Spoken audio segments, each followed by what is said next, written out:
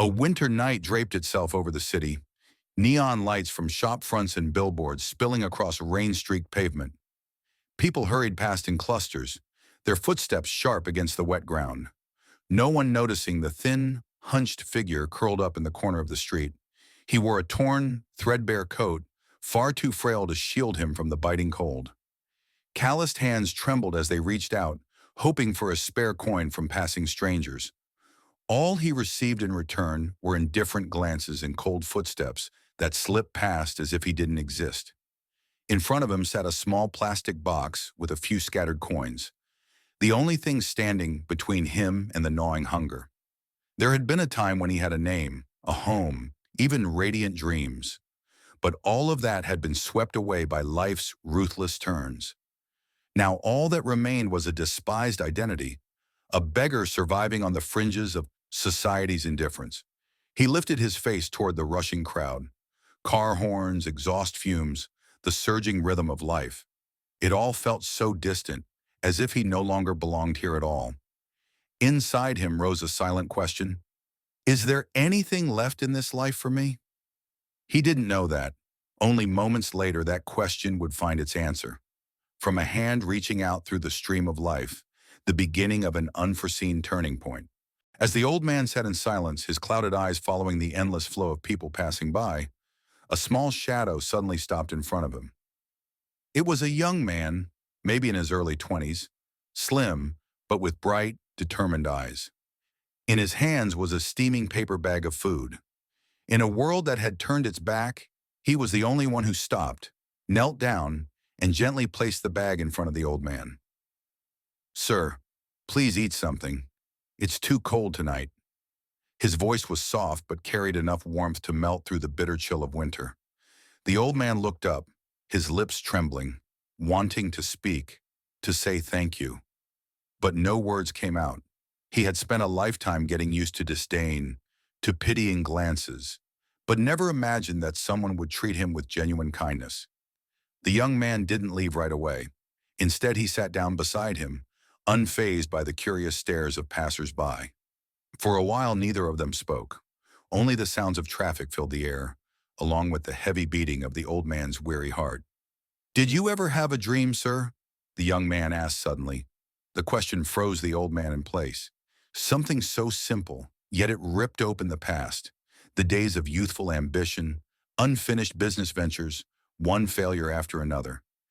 Everything had crumbled, leaving behind nothing but a broken man. He let out a faint sigh, his voice hoarse and brittle. "Dreams. They died a long time ago, son." The young man shook his head, his gaze steady and unwavering. "No, sir. They're not dead. You've just forgotten them. But as long as you're still alive, your dreams can live again." That sentence pierced through the dense darkness inside him like a ray of light breaking the night. For the first time in years, the old man felt seen, not as a beggar, but as a human being, still capable of standing up again. What he didn't know was that this simple conversation would become the seed of something extraordinary. A journey that would transform an abandoned soul into a symbol the whole world would one day look up to. That night, after the young man had gone, the old man remained seated on the sidewalk for a long time, listening to the soft drizzle tapping on the tin awning above.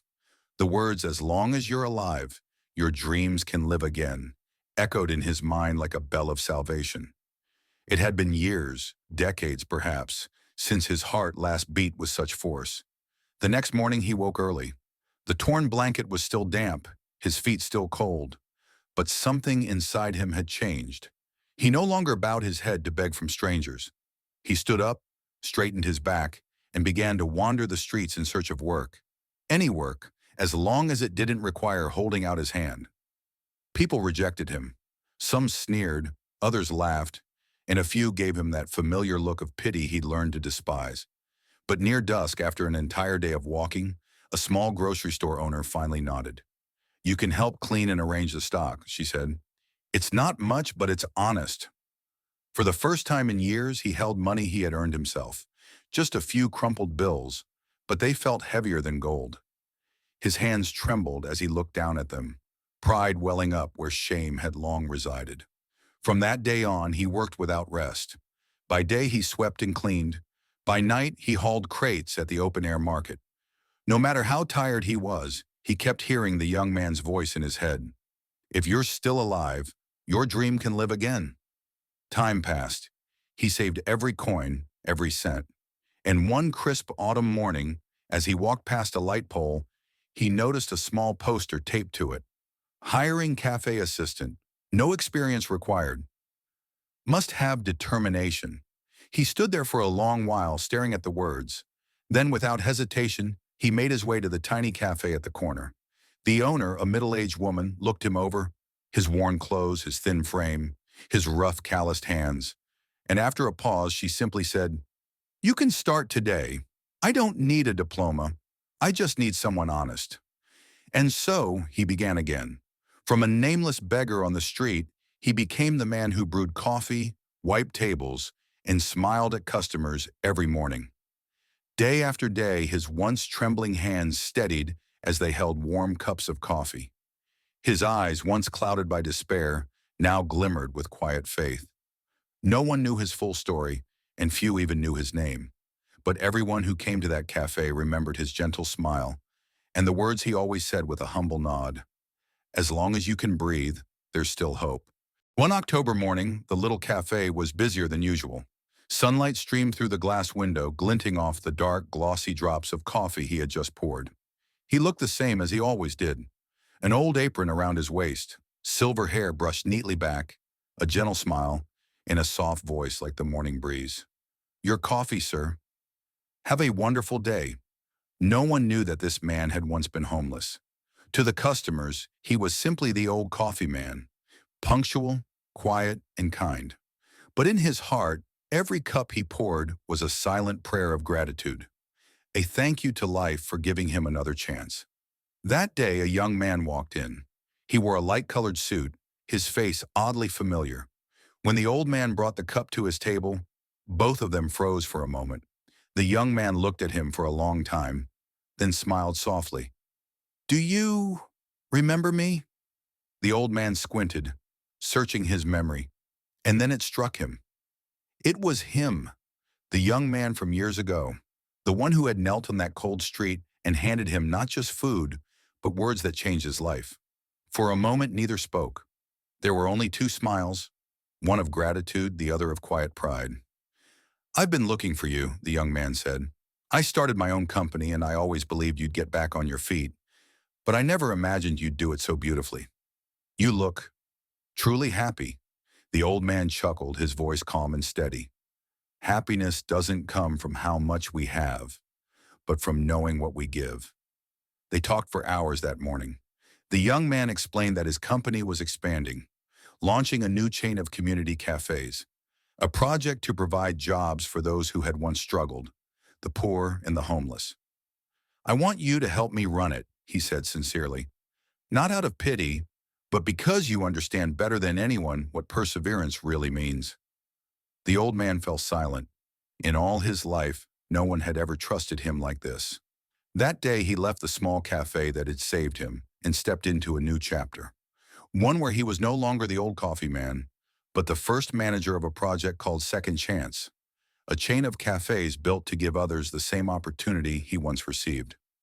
From a man who had begged on the streets, he became the one who gave hope to others. And whenever someone asked for his secret to success, he would smile, his voice raspy yet full of warmth. Never underestimate a kind word. Sometimes it's the spark that can reignite an entire life. 10 years passed. The Second Chance project had grown far beyond what anyone imagined. From one tiny cafe, it blossomed into a nationwide chain of over 100 locations, offering jobs to thousands of former homeless individuals, ex-convicts, and people society had long forgotten. On the great sign outside the company's headquarters, the words "Second Chance" remained untouched, a reminder never to forget where it all began. At the top floor of a glass high-rise, an old man with silver hair sat quietly by the window. He still preferred his morning cup of black coffee, not the expensive kind, but the simple brew that reminded him of the nights he once spent sitting on cold sidewalks. On his desk sat a single-frame photograph, placed in the most prominent spot. It was of him and the young man from years ago. now his business partner, both smiling brightly at the opening of the very first Second Chance Cafe. That day, newspapers across the country ran headlines. From beggar to humanitarian chairman, the man who turned pain into purpose. But when asked about the secret to his success, he only smiled and said softly, "I didn't start with a business plan. I started with gratitude." He told them about that cold, rainy night, a wrinkled dollar bill, and a helping hand that reached out just in time. If that young man hadn't stopped that day, he said, I wouldn't be here now. As his foundation grew, he didn't stop at coffee shops. He opened vocational training centers, housing programs for the homeless, and a scholarship fund called the Kindness Fund, created to give opportunities to children who grew up in the same hardships he once knew. One evening, as the city lights shimmered, he returned to the very first cafe, the place where it all began. The young barista greeted him politely, unaware of who he was. The old man smiled and simply said, "Black coffee, little sugar, just like before." When the cup was placed before him, he took a slow sip. The familiar bitterness mixed gently with a trace of sweetness. Outside, a light rain began to fall, just like that night long ago. He smiled, whispering to himself, "Life once took everything from me, just to see if I dared to start again." And that new beginning, born from one small act of kindness, became a story that inspired an entire nation. The story of a man who once begged for mercy, but ended up giving hope to thousands. Final message: the journey of kindness. Sometimes what changes a life isn't luck, but a hand extended at the right moment, a small coin, a glance of compassion. It may mean nothing to you, but to someone else, it could be the beginning of an entirely new life. The man who once begged on the streets now sits in the chairman's chair, but in his heart, he is still that man who was once helped, and who now lives only to pass that kindness on. And you? If you saw someone in need, would you stop, even for just a minute, to help? Because who knows, that single moment might write a story the whole world would one day stop to listen to.